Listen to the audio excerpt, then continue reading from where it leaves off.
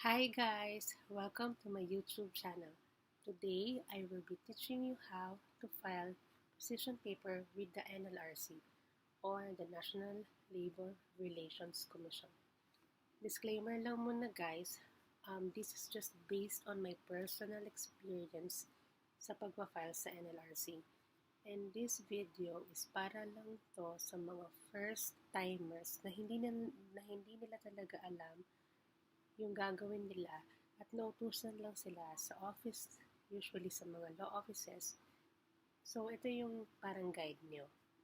Background muna guys, ang pagpa-file na to sa NLRC ay dapat tapos na kayo sa SENA or sa conciliation proceedings. Ang process na ito ay magpa-file ng formal na kaso sa labor arbiter. Then, iba kasi yung process sa labor courts sa usual na napapanood natin sa mga court dramas. Ito yung sagutan lang ng magkabilang panig. For example, yung complainant at yung company sa papel lang nangyayari. So, ano yung mga dapat dalhin? Ang dinala ko noon is 5 copies ng position paper. Ang idea was 1 sa complainant, 2 sa office, and 2 sa court. Pero yung sa actual na kinuha is 2 lang. Ting isang copy sa complainant, then sa court yung isa. Then, doon na tayo sa procedure. So, kung ikaw nga yung nautusan na mag-file sa NLRC, ano ba dapat gawin? So, step number 1. Pumunta sa NLRC Quezon City. Ito yung sa Benlor Building. So, paano pumunta sa NLRC? If nag-skyway ka northbound, galing ka halimbawa sa Makati, pagka-exit mo sa Quezon Avenue, pababa ng skyway, turn right ka doon, diretso lang, then in between ng Benlor Building ang Kenny Rogers. Ng KFC at Kenny Rogers ang Benlor Building. So usually, may minutes na yan na galing sa labor court kung saan kayo last na nag-SENA or nag-conciliation. So nandun na yung date at time na dapat nasa NLRC ka para mag-file ng position paper. So based sa experience ko, dahil first time nga, magpa-file ako dapat ng 2 p.m. Tapos nandun na ako agad ng 1 p.m. kasi excited. So, step number 2, pupunta sa entrance sa guards. Mag-iiwan ng ID at sasabihin mo kung kanino kang labor arbiter at kung saang floor ka para ibigay sa'yo yung ID mo. Kung halimbawa po 4th floor, edi pang 4th floor.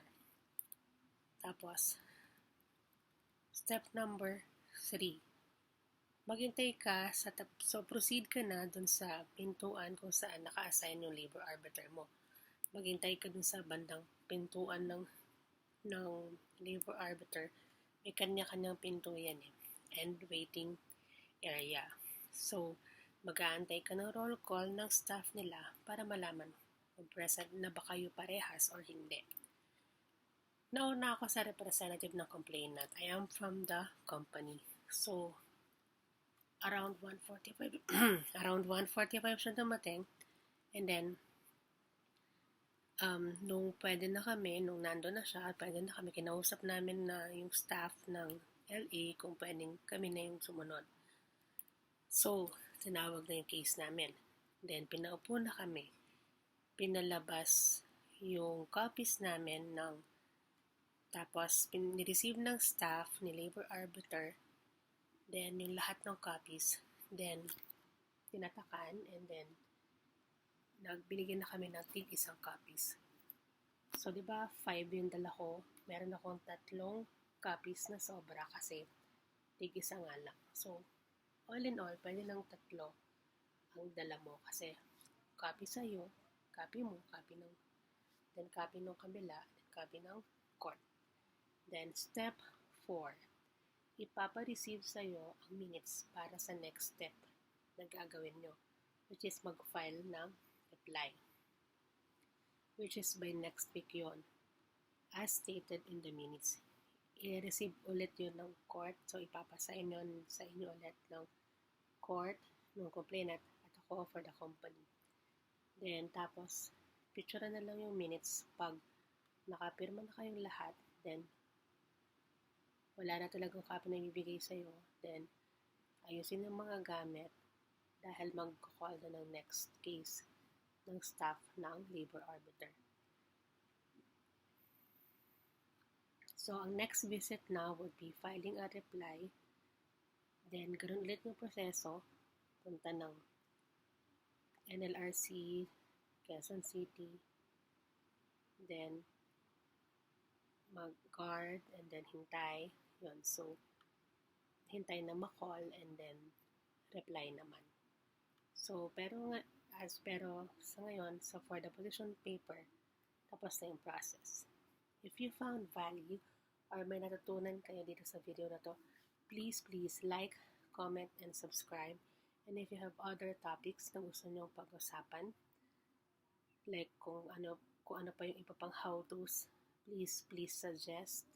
And thank you for so much for watching. See you on the next one. Bye!